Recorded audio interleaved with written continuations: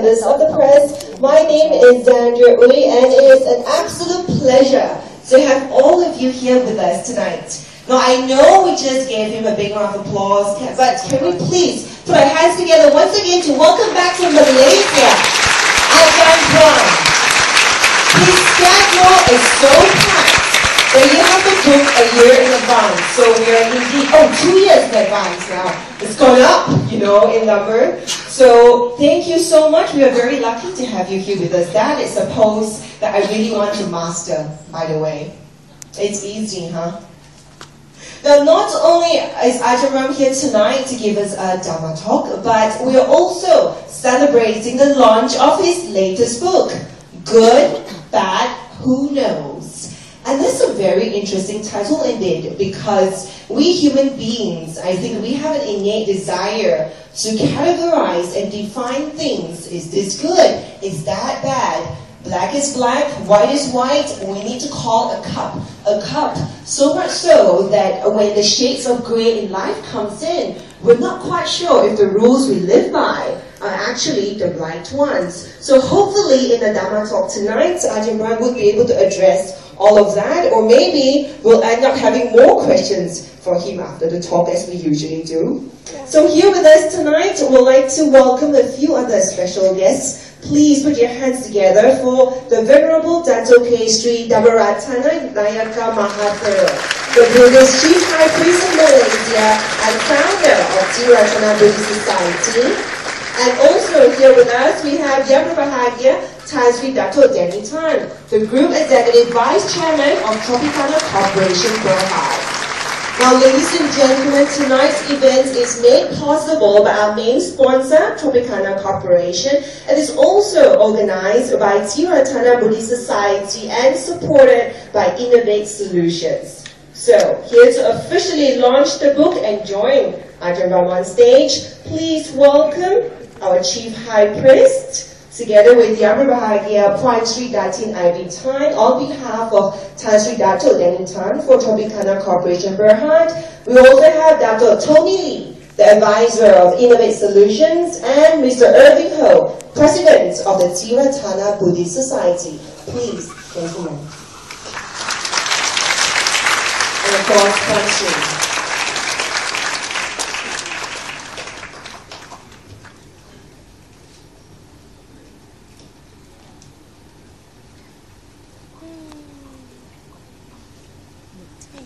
Now, as many of you may know, Good, Bad, Who Knows is a sequel to Opening the Door of Your Heart.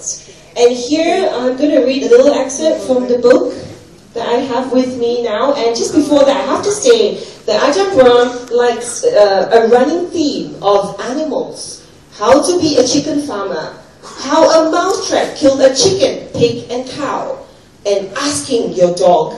These are the many titles in the book. Yeah? Okay, now, this is called Girlfriend Power, about wisdom in the book. So here it is.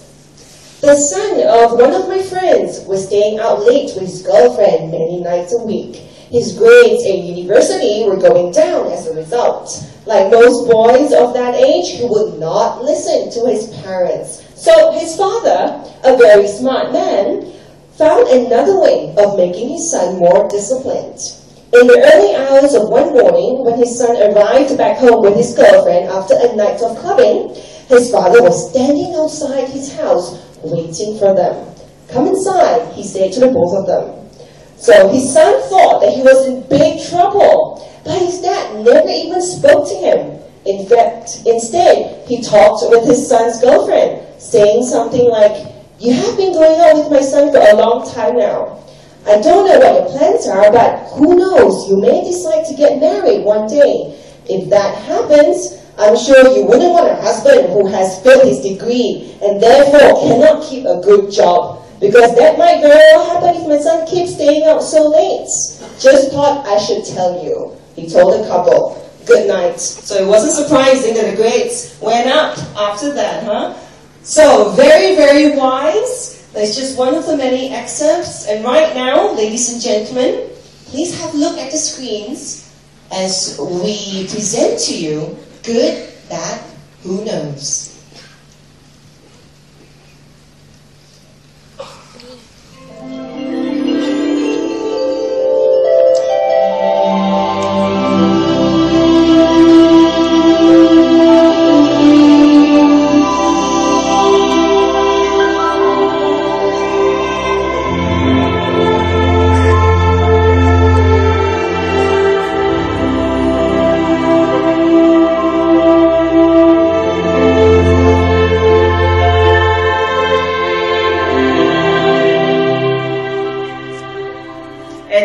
have it, ladies and gentlemen, Ajahn Brahm's latest book, Good, Bad, Who Knows, has now been officially launched. Thank you very much. And our big thank you to our VIPs for standing on stage. Right now, Ajahn Brahm would like to present an autographed copy of his book to all our VIPs on stage.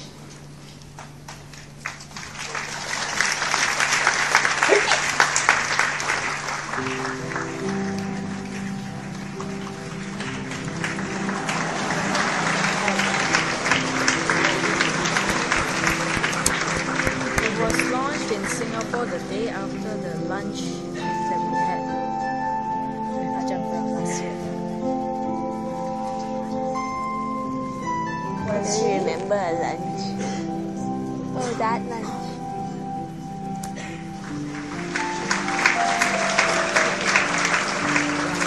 How do you remember it? How do you remember it? Barely.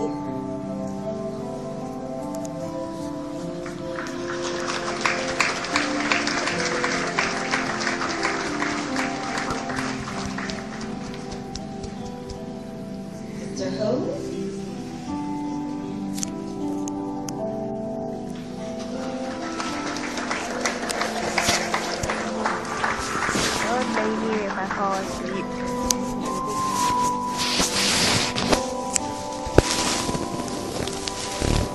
And now, as a token of appreciation, Ajahn Brahm would like to present something to our main sponsor for tonight, Tropicana Corporation Berhad.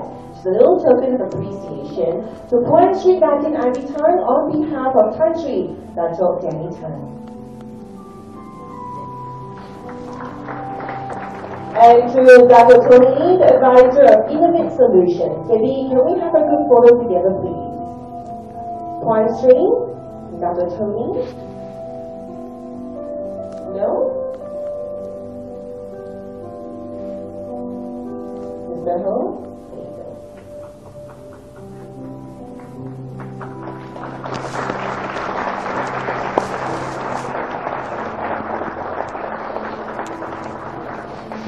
And now our Chief Reverend would like to present a token of appreciation to Ajahn Brahm for graciously being here tonight to present the Dhamma talk.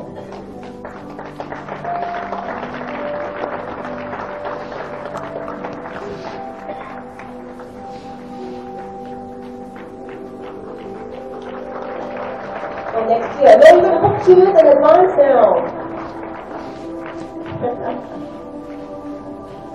Brilliant.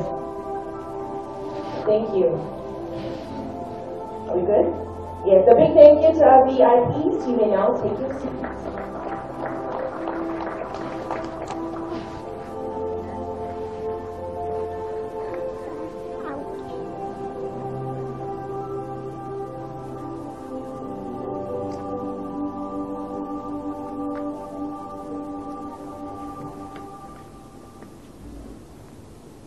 Ladies and gentlemen, just before I can run this Dhamma talk, I know you guys are really looking forward to it. I have to tell you a little story. I got married in 2010, okay?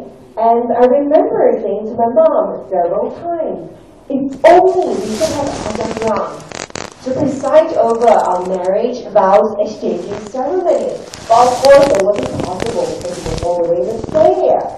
So, you know, as Chinese do, we plan our weddings months in ahead. And one day, my mother-in-law called me from Malacca. She was at the Tropicana temple, and she said, Sandria, I'm standing here in front of this poster that says that Ajahn Brahm is going to be here on the 19th and 20th of November. And that happens to be the exact weekend that we were going to have our wedding. So of course I was like, that's a huge coincidence. You know what? Let's try to email him to see if he could come and preside over our wedding. And guess what? It actually happened. Gives me goosebumps until today just thinking about it. Not only was Ajahn Brahm in Malaysia, he was in Malacca. Not just in Malacca, but on the same weekend. Not just the same weekend, but the same day. Not just the same day, but the time that he was free, we were having our marriage ceremony. That, I think, is so amazing. And you know what? The things that you say during the ceremony has really helped the marriage, because, you know, until today, I think communication is one of the strongest points in our marriage. So, ladies and gentlemen, please put your hands together. Ajahn Brahm.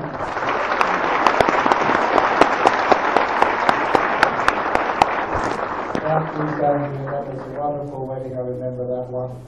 Again, because these are things which coincidence. You can't explain these things by coincidence. But when people come together at the right time, the right place. I think I've only been to Malacca twice. And that's only many years apart. So it's a wonderful thing that could happen. So this evening we're not talking so much about marriages, we're talking about the which is the sequel to Opening the Door of Your Heart, which has been incredibly popular, at least over 1 million copies worldwide. And the reason is that everybody likes to understand things in using the medium of stories. Now, in all our cultures, for centuries, we've imparted the wisdom of our ancestors and our religions to these amazing stories. And these are stories living our ordinary life. A couple of days ago, I was told there was a monk, a Theravada monk, who went to Indonesia, and he did a survey. What Buddhists in Indonesia wanted to learn from Buddhism? And I was told that the survey said they wanted to have teachings from Buddhism which they could use in their everyday life, just like Ajahn Brahm does, they said. And this is one of the reasons why these talks are very popular, because these stories, which you can listen to today, and you can get from the book later on, these actually work and give people a happier, a peaceful life, and they take your understanding of this thing called Buddhism far deeper, because this was the intention of the Buddha, to lessen people's suffering, to give people more happiness, more wisdom, more freedom, and this is how these teachings actually do work. And I do apologize that we've only got apparently 300 books available, maybe less now that VIPs have got the first ones. But I was saying that as a monk I know about marketing, because if we had too many, then we wouldn't be able to increase the demand. When you only have 300, everyone gets very excited and you can't all get them, and the demand actually increases.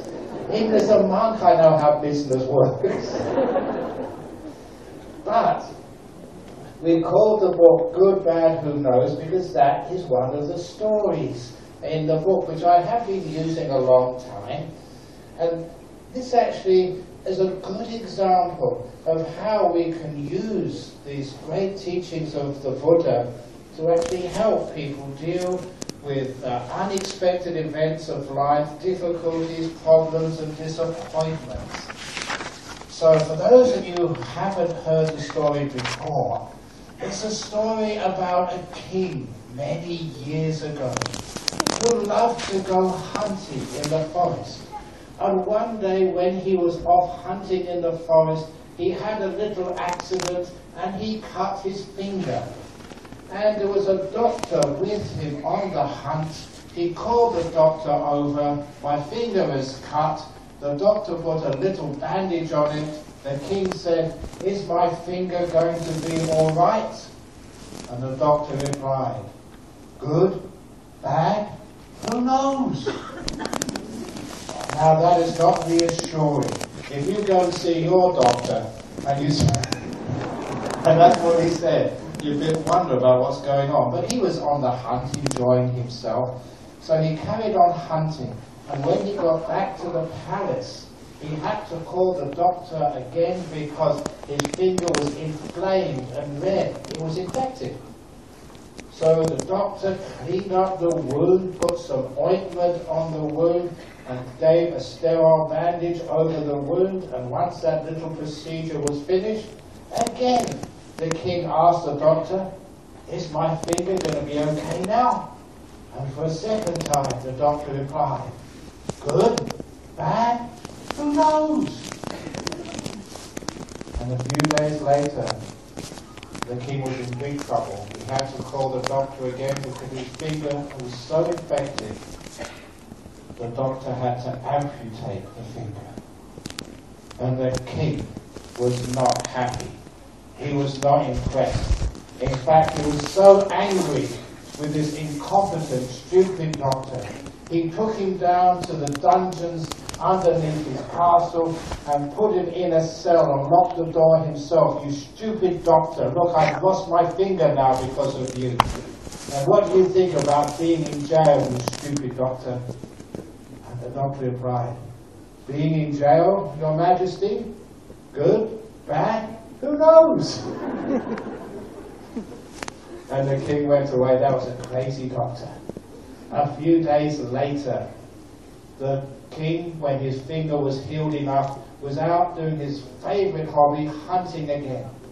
And this time he was following an animal in the forest, chasing after it on his horse, and he got separated from the rest of his entourage.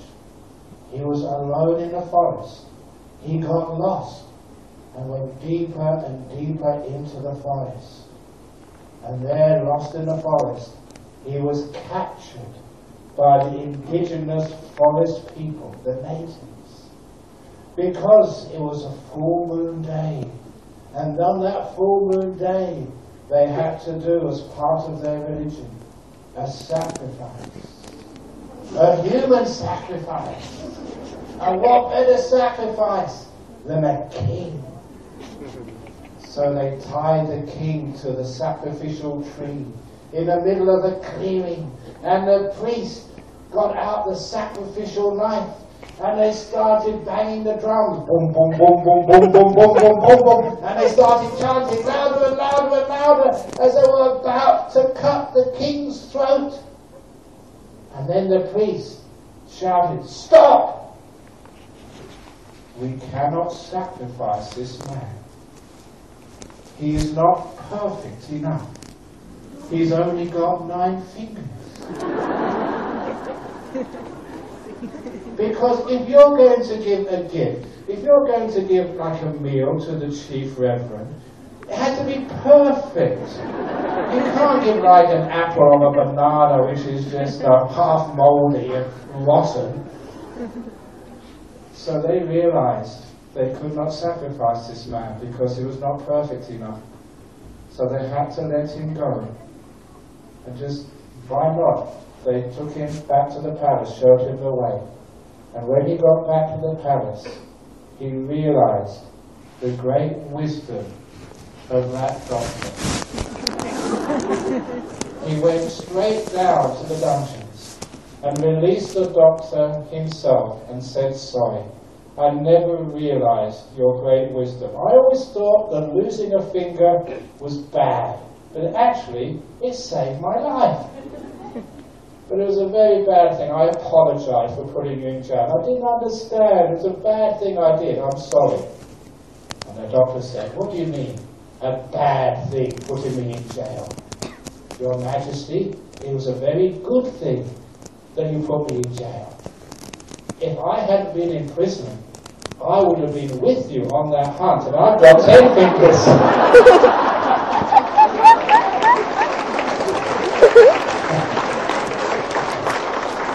Don't be that sorry. Now you understand the meaning of that story. Some things happen to you in life, and you think, oh, that's really bad. For example, one of my disciples over in Jakarta, he was working in a company, and one day his boss called him into the office and asked him to resign. Now, I don't know if you have bosses like this in KL, but in Jakarta, they really are tough.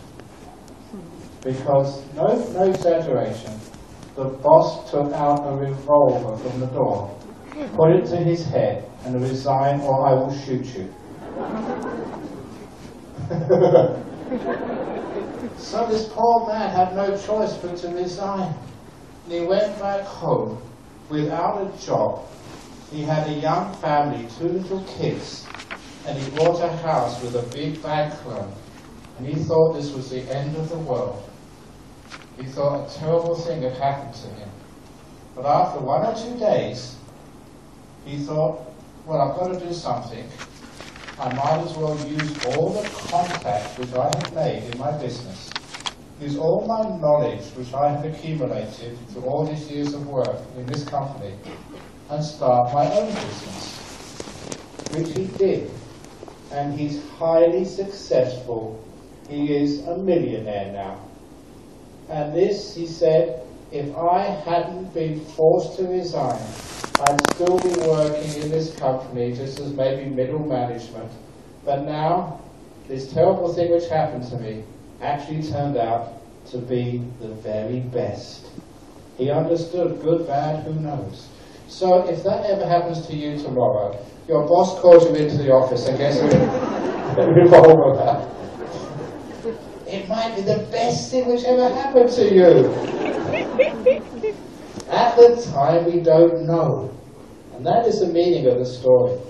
So when these difficulties happen, don't always get so depressed or angry. It could be great for you. As for my own story, I remember this because I was talking to Datu Tony about his sons. They're trying to find a university somewhere in the UK. And one of the universities his son was looking at was Durham University. And I spent 1 year in Durham University because my girlfriend was there. Before I was a monk. And you know, I went up there because she was there. And after about 3 months, she dumped me. She dumped me, I didn't dump her. And at the time I thought, oh, that's really awful, that's terrible. I felt so upset and sad. I thought it was bad. But now, that was good. If she hadn't dumped me, I would have never become a monk. Thank you, girlfriend, thank you.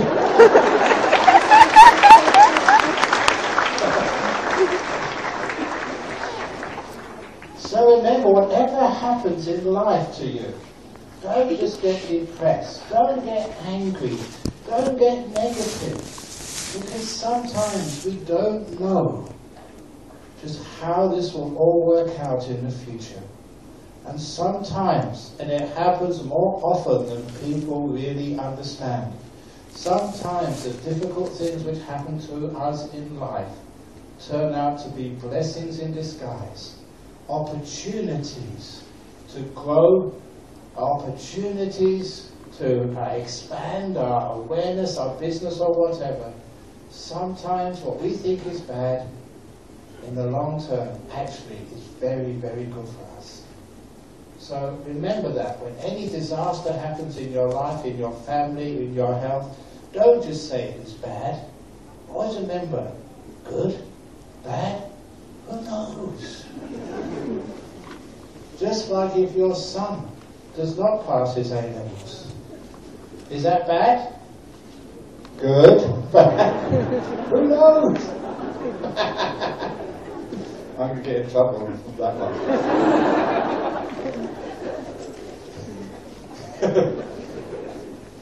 But what it's doing is like learning a different way of looking at life. And this is what wisdom is all about. Learning to look at life in a different way, in a beautiful, wonderful way. Now, just in Zandria's introduction, she was telling me all about these animal stories, which I talk about in my book, because people can relate to animals. But sometimes we don't realize the great wisdom of animals. And especially animals in our modern world. Because one of my favorite stories in that book concerns a beautiful dog, a Labrador dog, who rushed into a person's house uninvited. She was coming back from shopping, and she had her hands full of shopping bags with all the supplies for the house for the next few days. And as she opened her house in a suburb somewhere in the world, a Labrador dog rushed right past her into her house. She didn't know who the dog belonged to or where it came from, just rushed right past her into the house. And of course she couldn't do anything because her hands were full of bags. So she went to the kitchen, put the bags down, and checked out this dog. Do you know what this dog was doing? It had curled up quietly in the corner of one of the rooms and was fast asleep. And it wasn't a stray dog, it was clean, it had a collar on. And you know, you like dogs. Dogs are nice, especially if they're clean, they're not stray, they're just sleeping. So she thought, oh, I'll just let it sleep. And it slept there for 2 or 3 hours, and then it got up, and then she opened the door, and the dog went away again. And the same thing happened the next day. The dog came back again, went to the same spot in the same room, curled up, and went to sleep for another couple of hours. And that happened 3 days in a row. And she wondered, why is this dog coming into my house? Where does this dog come from? Because it's obviously well cared for. So she had a very good idea. She got out a piece of paper and she wrote a little note on the piece of paper. I don't know where this dog comes from, but it's very well behaved. I love dogs. It's a beautiful dog. It's welcome to come into my house. It's come for a sleep 2 hours every day.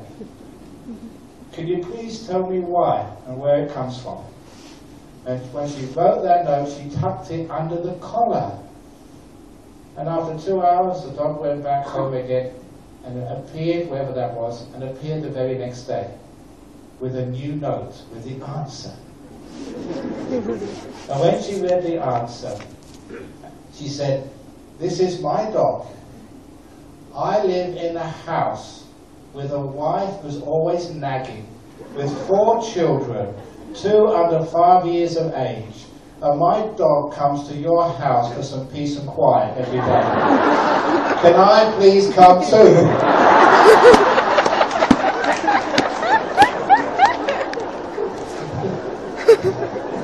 Even dogs get stressed out in our modern world.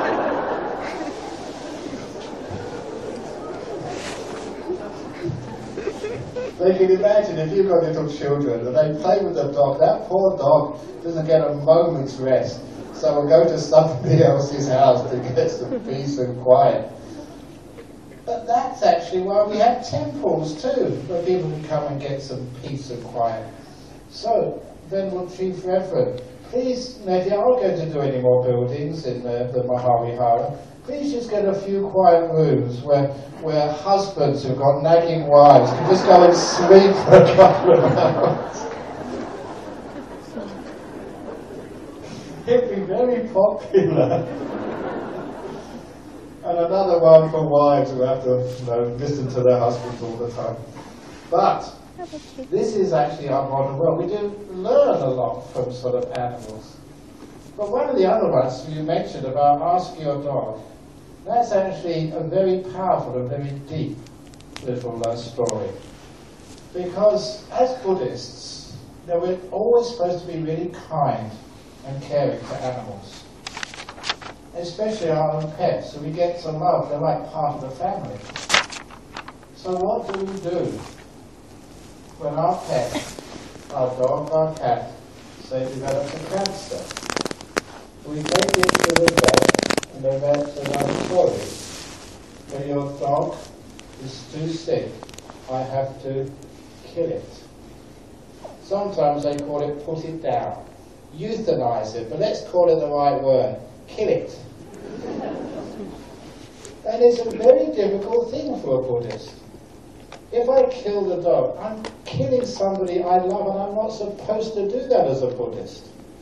But if I just leave it as it is, it's having so much pain and suffering, then that's not kind, that's not compassionate.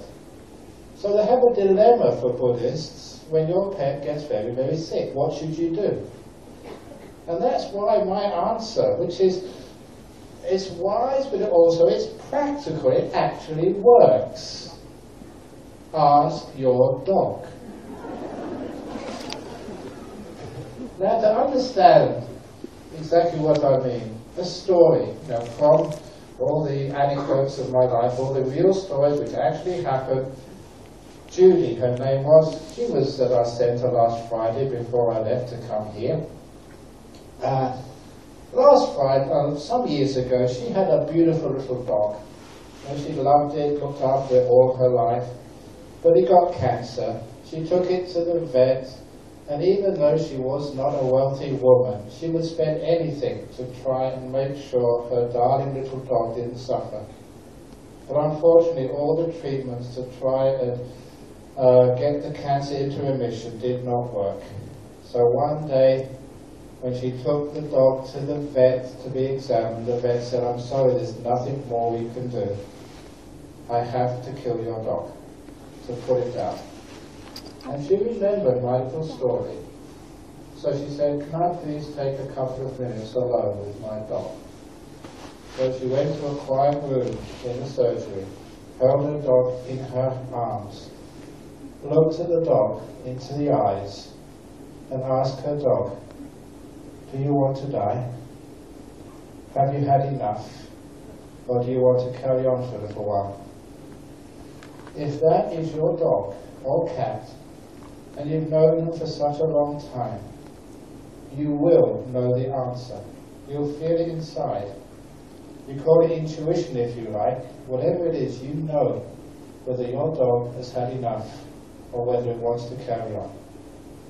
In this particular case, she felt very, very clearly the dog did not want to die, was happy to carry on a little bit longer. So she went back and told the vet, "I'm sorry, I won't allow you to kill my dog, I'm taking it home." At which the vet said, "You Buddhists are so cool. You're supposed to be compassionate. That dog is suffering. You should not do this. That's bad, that's stupid." But she stood her ground and she took her dog home against the vet's advice. 3 months later, she took the dog to see the vet again. The dog had made a full recovery. Now, this happens sometimes with people, it happens with animals too. Miraculous recovery. And the vet just examined the dog thoroughly. Cancer had totally disappeared. And she told my friend Judy, my disciple Judy, "You Buddhists are very wise. You really know how to do these things." Because it is true, the dogs, the cats, they know when they've had enough or not. Just like if that happens to be your mother or your father, in the bed and in a coma, and you have to make that decision, which sometimes is a terrible decision you have to make. The doctor says, "Should we take off the life support or not?" And you have to make that decision. Or do you? Really, it's not your decision to make. Ask your mother or your father who's in the coma. Ask them. And you'll be surprised how you will know what the answer is. You will feel it. No, she wants to carry on. She's still in there. She's still struggling. Or sometimes you realize, no, she's already gone. And then you're following this heart. You are not actually killing your mother or father, as you do when she can speak to you, or he can speak to you. You are finding out her wishes and following her wishes. I've done that so many times. Taught that to my disciples over in Australia and other places, and it's incredible how well that works. It has solved a very difficult problem we have in life. These are real difficult problems. You have to know what you should do when the doctor asks you these terrible life and death questions. And this is how you answer them. If it's a dog or cat, ask the dog or cat. You'll know what the answer is if that's your dog or cat. If it is your mother or father or other relation, you will know. whether it's the right thing to do or not. That is how we deal with these situations. And of course, you don't need to be a Buddhist to follow these pieces of advice. Anyone can do these pieces of advice because they're very powerful, which is one of the reasons over in Indonesia, these talks, this book is really popular in Indonesia for every religion over there. In fact, I was in Bali. I was just going to Yogyakarta just about 6 months ago to do a retreat. And as I was in the airport in Bali, just waiting, Denver's, I was waiting for my connection, and all these people came up to me. Muslims, Christians, the Catholic priests. Oh, you're Ajahn Brahm. I read your stories out in my church. Is that okay? Yeah, of course, go for it.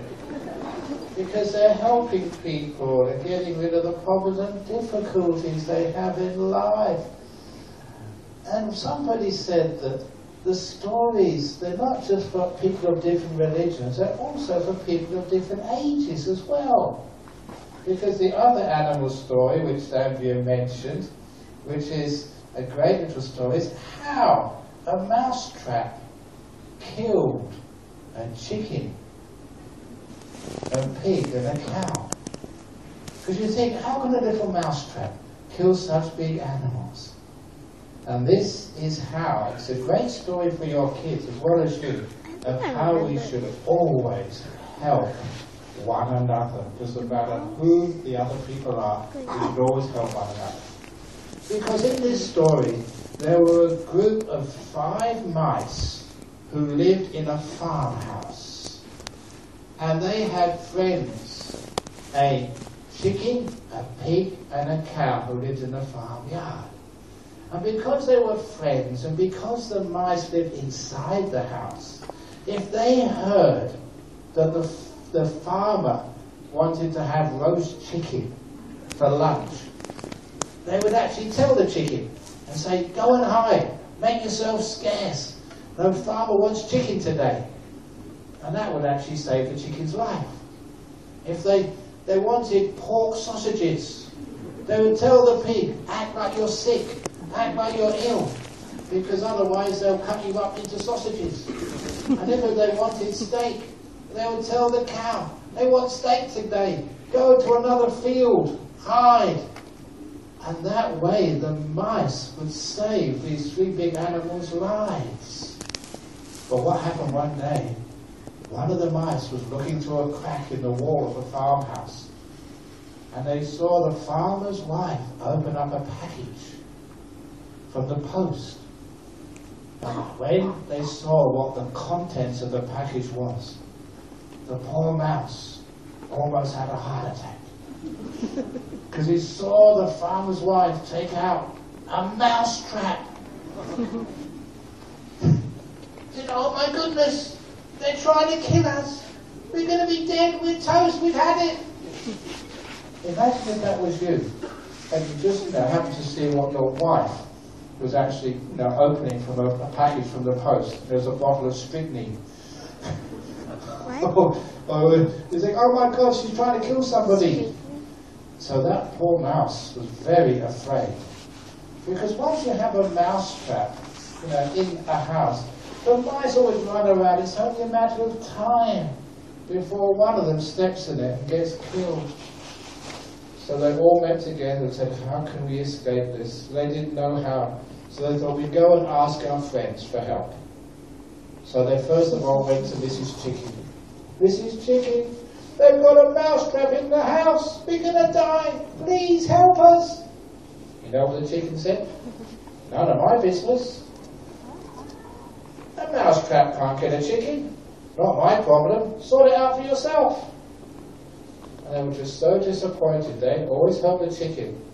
But when they wanted help, the chicken said, none of my business. So they went to see the pig. And the pig said pretty much the same. Mousetrap can't hurt me, so look after yourselves. And they went to the cow. And the cow just was eating grass and hardly ever looked up. Never even gave them a moo for an answer. Even the cow wouldn't help them. So they went back really disappointed.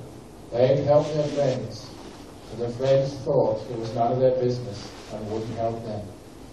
And that night, one of the mice was just roaming around looking for a midnight snack, roaming around the floor when suddenly, BAM! He stepped into the mouse trap. And that poor mouse died. Because it was a good mouse, it went to mouse heaven. Do you think mice go to heaven? If they do go to heaven, it has to be a different heaven from the cats. Otherwise, it's not much of a heaven for the mice. And they were kind mice, looking after their friends. So went straight to heaven. And all the other mice, they heard the sound of the mouse trap being sprung, and they all came out to see what had happened. And there, they saw one of their friends, their dear brother, dead in the mouse trap. And they were so sad, they started crying, and they started holding each other up, as you do when you try and comfort each other, taking turns crying and holding each other in their hands. They were grief-stricken that their friend had died. And the wife heard something strange. So she got out of bed to check what had gone on, and there she saw these 4 mice crying, holding each other in their arms. She'd never seen that before. She was so surprised that out of shock she fainted. When the farmer came down, he had to take her to bed. And from that day on she was sick with shock. And the farmer said, "What do you give people when they're sick?" And he had an idea. Chicken soup. So guess where the chicken soup came from? He caught that chicken, cut its head off, and put it in a pot with some garlic and potatoes and salt, and gave it to his wife to try and make her better. And also, you know what happens when somebody is sick? You go and visit them. So all his friends came to visit the farmer's wife who was sick. And the farmer said, what can I give my visitors as snacks to eat? Sausage? Yes, you've got it. Sausage rolls. And you know where the sausage came from? The poor pig had to be killed to give some snacks to the people who came to visit. But it doesn't matter, as much chicken soup as he gave his wife, as much as all the friends came to visit, the wife never got better. She died. And of course, you know, at a funeral, you have to give some food to your guests. So I thought I'd give them roast beef sandwiches. And the only place you could get roast beef from was from the cow. And that is how a little mouse trap killed a chicken, a pig, and a cow.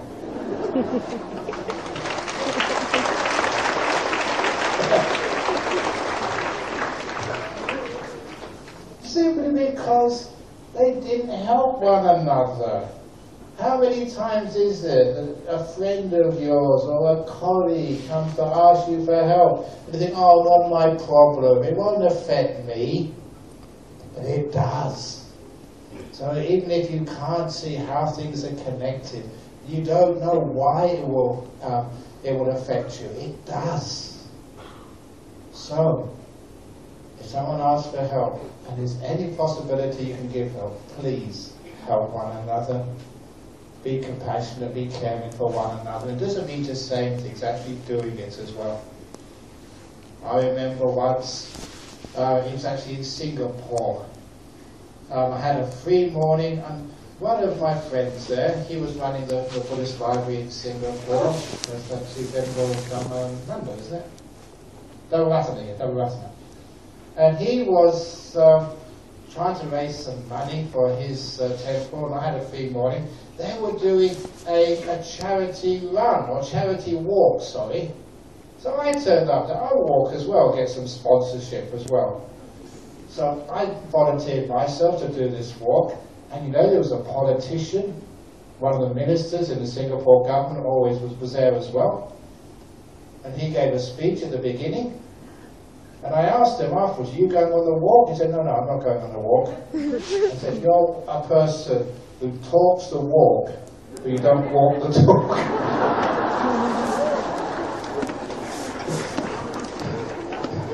But that's what happened. As soon as he gave the talk, he was off. You can't do that. If you're going to give the talk, you have to do the walk as well. And that's very important. So if you're telling your kids you should help one another, and they ask for help, you help them as well. And that way we can have a very, very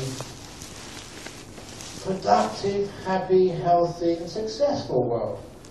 When everybody, doesn't matter what religion, what race, what country, we can't just say, oh, whatever happens in some other country in the world doesn't affect Malaysia. Of course it does. So when people ask for help, always remember those little mice asking for help, because the pig, the chicken and the cow never realised how a mouse grab would affect them, but it does. So little pieces of wisdom like that, they really help. And on the subject of politicians, when I leave here I'm going to Sri Lanka. I was invited by the President of Sri Lanka to go and give some talks. The full moon day of June is Poson Day. It's the day when Buddhism first came to Sri Lanka. I remember the first time I went to see the President of Sri Lanka, like many heads of state, like many politicians, he was always in big trouble in the press, always getting told off and making the wrong decisions. Because anybody who's in public life, a minister, or even the top business people, you're always open, for the press, to say bad things about you. So I told him the wonderful story of the donkey who fell in the well. So one day, there was a donkey who was just wandering through the forest, minding his own business. And unfortunately, he was thinking of something else when he fell into a well. The well was dry, and fortunately he didn't break any bones, but the donkey was stuck in the bottom of a well. And donkeys can't climb out of wells. So he started shouting out, "Ee-oh! Ee-oh! Ee-oh!" as loud as he possibly could. And after about 1 hour, someone heard that poor donkey stuck in the bottom of the well. But unfortunately, the person who heard it was a really, really bad man. A farmer who never liked that donkey. And when he saw the donkey in the bottom of the well, he said, "Serve you right, you stupid donkey. That's right where I want you." But then the farmer thought, that is a dangerous well. And he always meant to fill it up. So now he decided to fill the well up with the donkey in the bottom, to bury that poor donkey alive. So he got out a spade and started shoveling dirt into that well. And the donkey didn't know what was going on. All this mud and dirt was falling on the donkey's back. And when the donkey realized he was being buried alive, the donkey went even louder. "Ee-oh! Ee-oh! Ee-oh!" Whenever you give any talks, you must always raise your voice, otherwise people fall asleep. Indeed. E-O!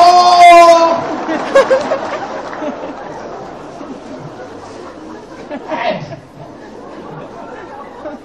suddenly the donkey went quiet. And the farmer thought, I didn't think I'd put that much earth in the well already, but maybe I've already buried the donkey. So the farmer just kept on shoveling earth, but at a slower pace. He hadn't buried the donkey. The donkey had got what we call in Buddhism insight. Insight is where we understand what's going on. When we understand what's going on, we get solutions. Instead of shouting out E-or, when you have a problem in life, stop, be quiet, meditate and think. And you'll find a solution.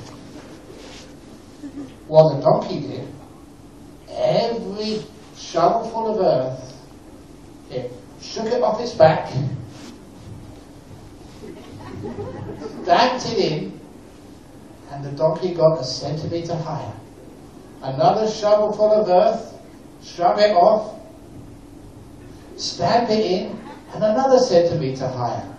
Every shovelful of earth, the donkey got higher and higher and higher.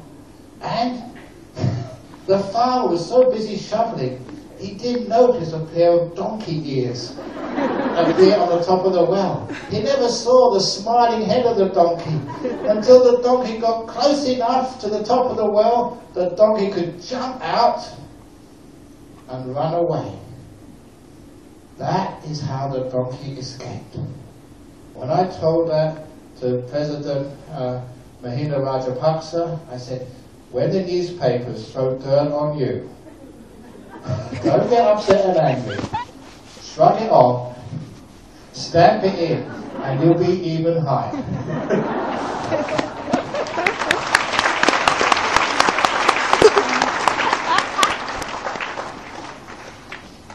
So that's for politicians, how they can actually have a much happier life using Buddhist wisdom.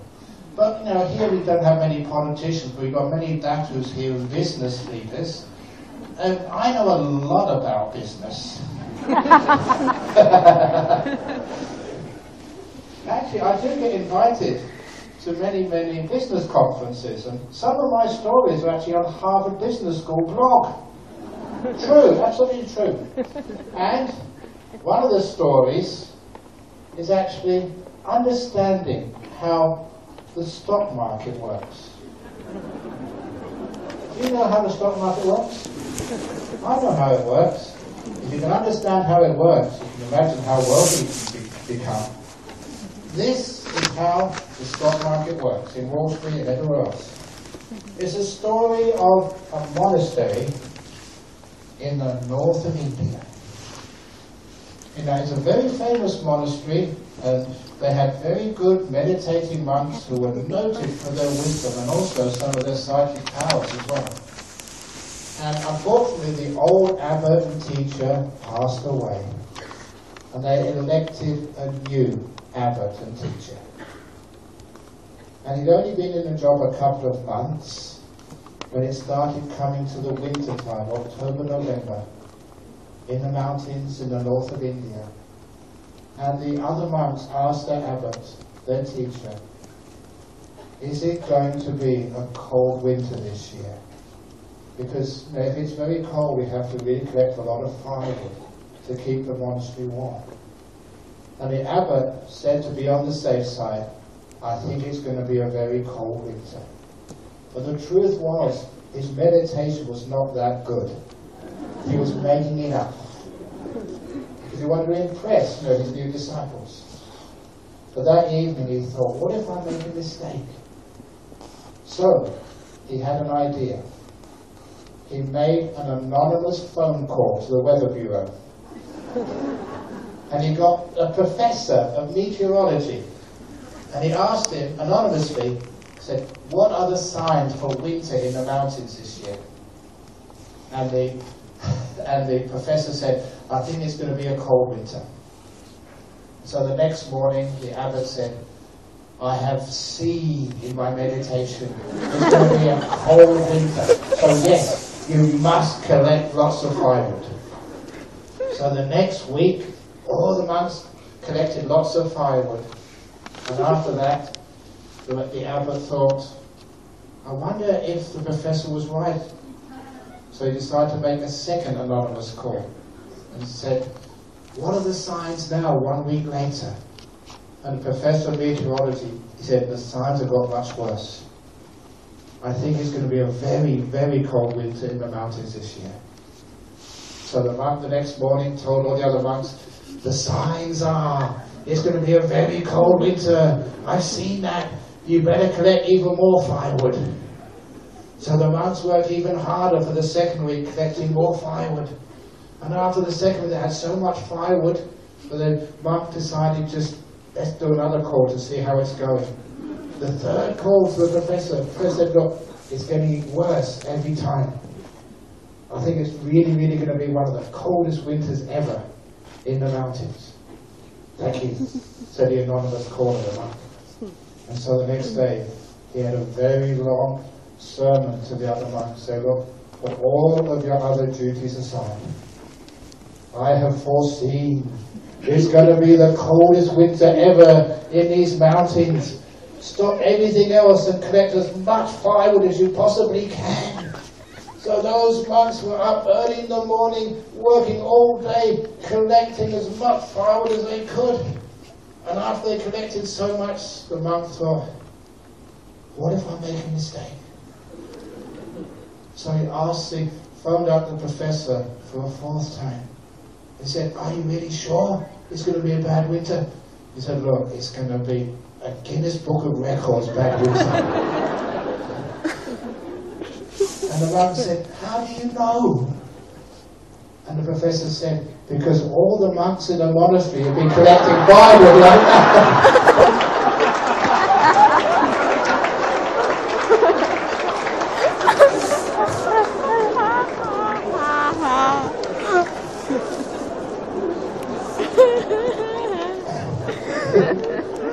Now you know how the stock market works.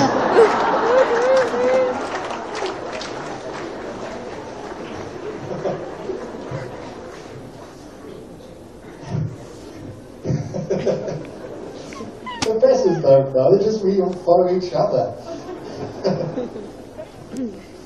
So when you understand some of these things, it makes a lot of sense, doesn't it? That's actually how these things work. So when you can see these things as a monk, how does a monk know these things? That's interesting, isn't it? But this is actually how life really works. And so when we understand how life works, with these stories, number one, it's funny, isn't it, when we tell these stories? It's amusing.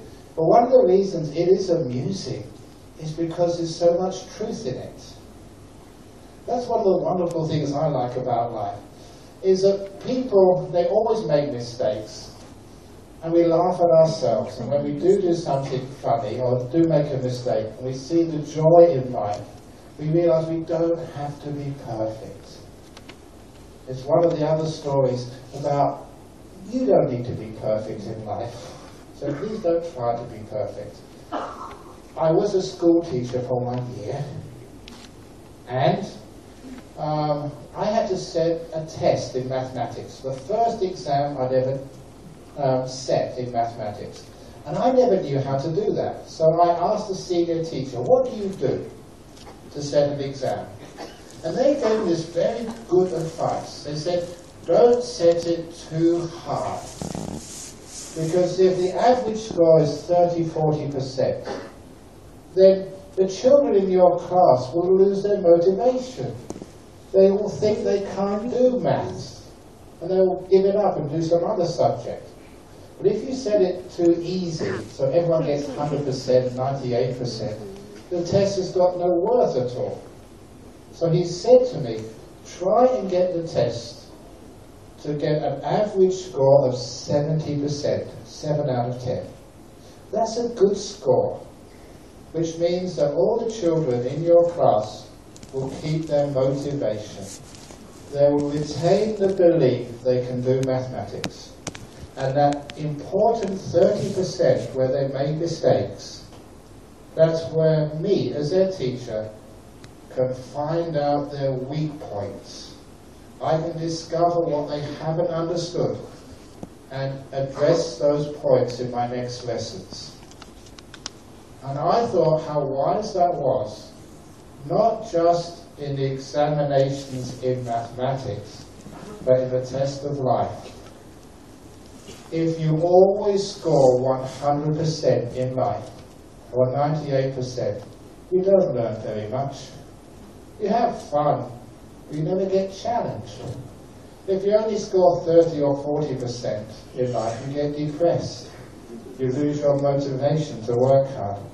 But if you get 70% in life, 70% success, 30% trouble, that is the very best.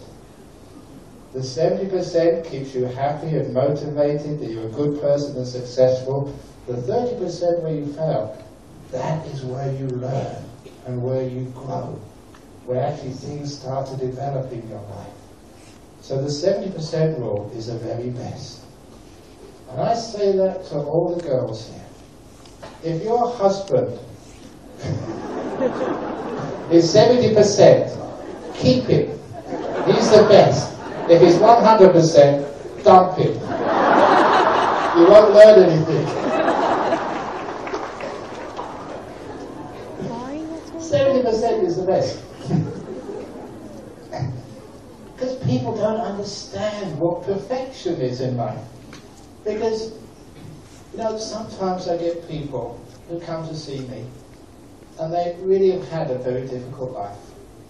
Now, they have been sexually abused when they were young, physically abused, or gone through, maybe lost both their parents or whatever. They've had very difficult childhoods. And they come up to me and say they are damaged goods. And then I ask them, can you go and have a walk in the forest where I live? Now, you've been to the forest, Tropicana Monastery, Valley. You've seen our forest there. I asked them to have a walk in the forest and please find a perfect tree for me. One which is straight, with all the branches equally spaced, with all green leaves, not yellow leaves and brown leaves, with the bark perfectly smooth, without any damage, without any scars or knots on the bark. If you can find a tree like that in the forest, you'll be the first person ever to find such a tree. In the natural forests, all the trees are crooked and bent. They've all got branches hanging off. They've all got a lot of damage on their trunks, which is why they are beautiful. Those are the trees which I like the most. The crooked, bent trees with so much damage on them. So if you are crooked and bent, if you are damaged goods, you belong as one of the beautiful trees in the forest of humanity. Welcome.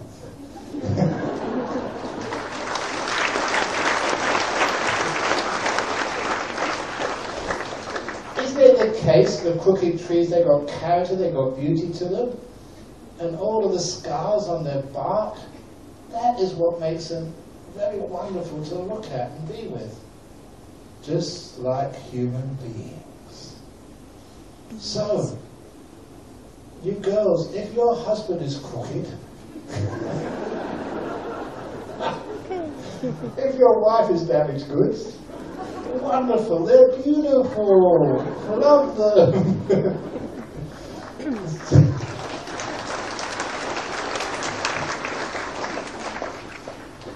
What we're doing here, changing our perceptions of life, seeing beauty, seeing acceptance in places where some people just don't see it. And there's a big problem in life.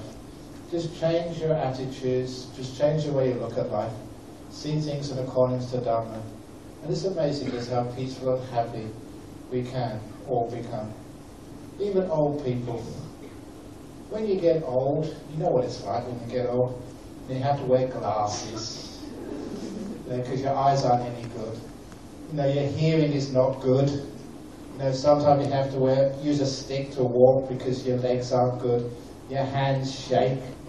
Do you ever notice, as you get old, most of your body gets weaker and starts to decay, except for one part of your body gets stronger with age. You know what part gets stronger with age? the mouth.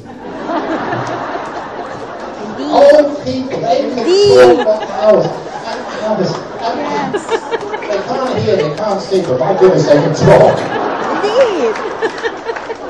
It is very true. I know that. You love them for that. Oh, fine. And that is very big respect all of us in life. So these are just some stories which I have written in that little book, just to give you a taste of what that sort of book is all about. Stories about life, about how to live life. But just because they're stories, sometimes people say, well, as Buddhists, what about some deep stories? And there's one story in there, which is one of my teacher's stories, and probably the deepest story which he ever told me. I always wanted to put that story in a book. I could never find a place for it. And I thought, in good, bad, who knows, let's put a story about enlightenment itself in that book. Something which is very, very profound. My master, Ajahn Brahm in Thailand, I was with him for 9 years. And I must say, this is the most powerful, deepest story which he ever gave. I usually only tell this story when I do meditation retreats, but I'm going to share it with you now because it is one of the great stories in my book from Ajahn Brahm. It was almost 40 years ago now I became a monk. And I became a monk in Thailand, in Ajahn Brahm's monastery. And one of the first similes he gave to us in the first year I was a monk was that his monastery in the northeast of Thailand was a mango orchard where the mango trees were planted by the Buddha. So I realized this was a simile. And he said, because of the great wisdom and compassion of the Buddha, every one of those mango trees is full of mango fruit, ripe, sweet, delicious mangoes on every branch and twig of those mango trees. And he said, and this is the most important part of the simile, he said, you monks, nuns, laymen, laywomen, you don't have to climb up the mango tree to get a mango. You don't have to throw a stick up to get the mango to fall, nor shake the mango tree. All you need to do to get a mango to fall is sit perfectly still under the mango trees planted by the Buddha. Open up your hand and a mango will fall. When I heard that, I thought my teacher was stupid. I did. I apologize, but I did. Because you see mango trees in Malaysia. If you sit, how long do you think you'd have to sit under a mango tree before one fell? And if it did fall, it'd probably fall on your head, not on your hand. But after many, many years of a monk, that is the most beautiful story for those of you who want to become enlightened, to be able to sit perfectly still and open up your heart and all these beautiful things which the Buddha taught, all the great deep meditations, the most powerful insights, and even enlightenment itself falls into your hand. But if you try and climb that tree, if you shake it or throw sticks at it, nothing falls at all. Be still and open up your heart with compassion, and all the mangoes of enlightenment will fall, just as they've been falling for 2,500 years in all the countries of our world, thanks to the great wisdom and compassion of the Buddha. Thank you, Grace.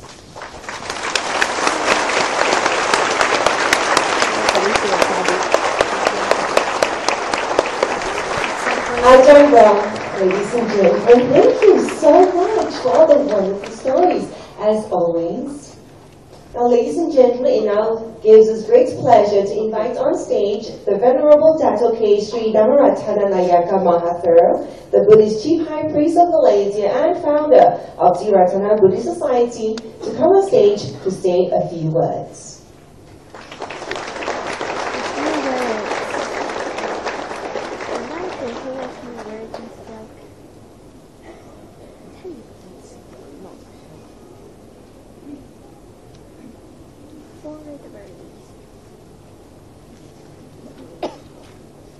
Good, bad, who knows?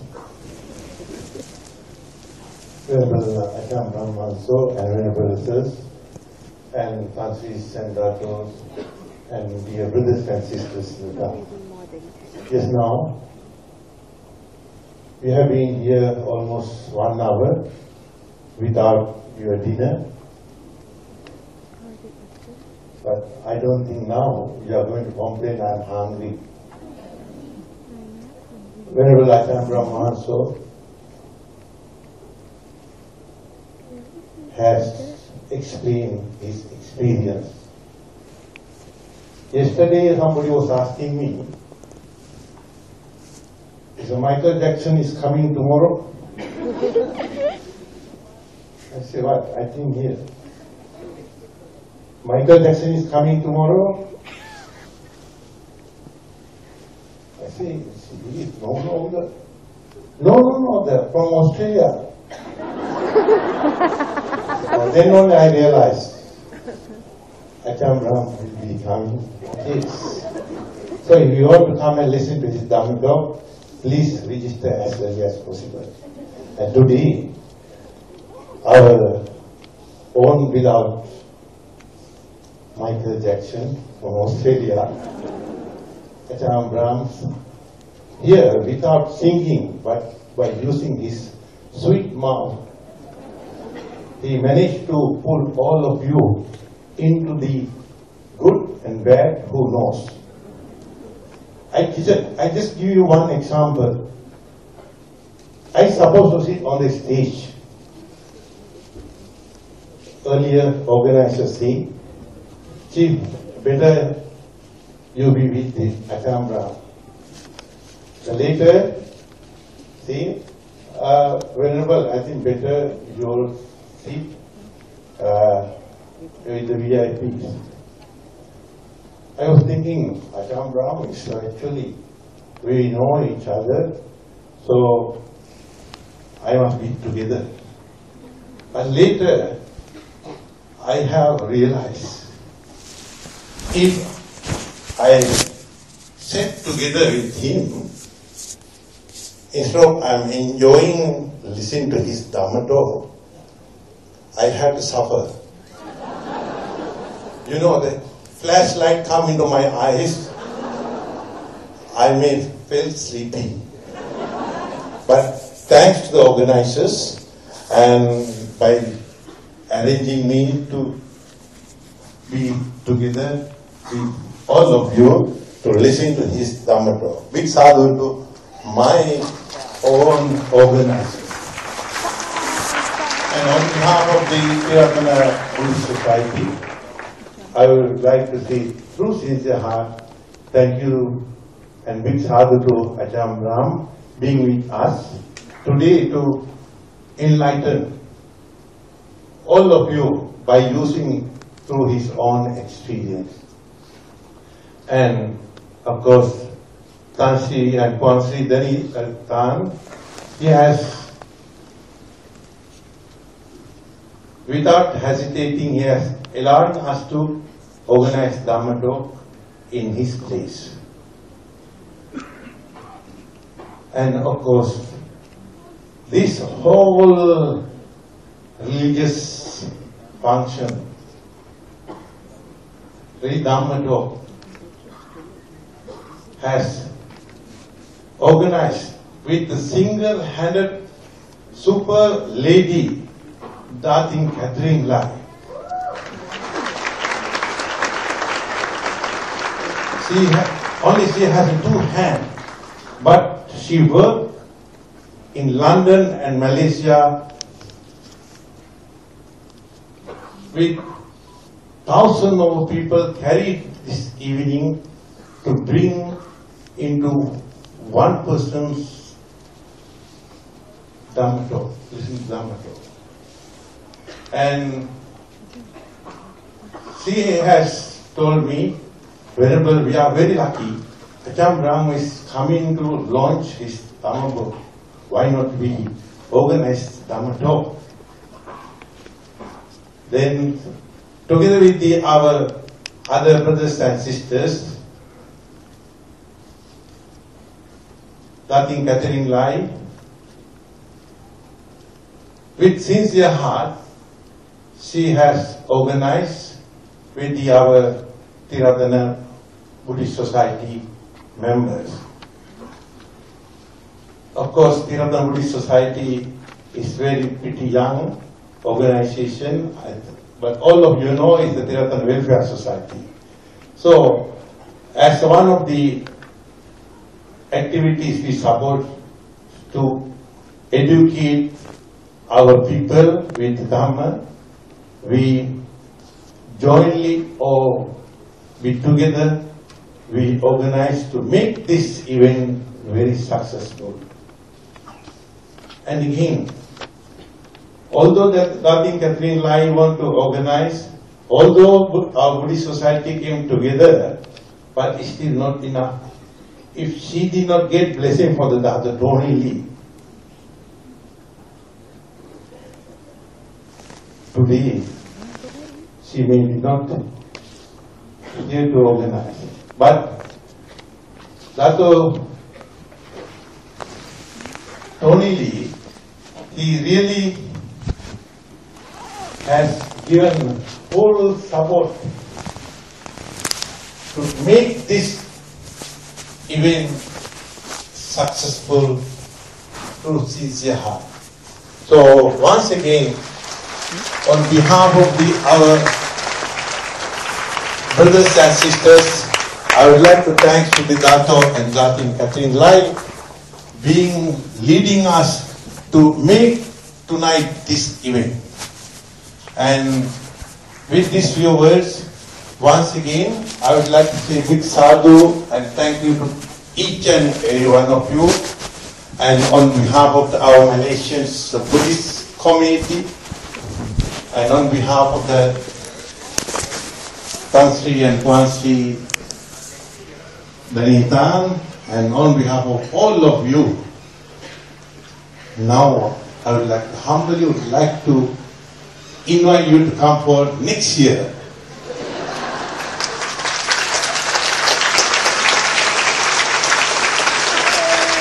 To make our people to feel the Dhamma in their mind. Although, yes, we have plenty of time. One more year to go. You can write while we are traveling. You can start tonight onwards. And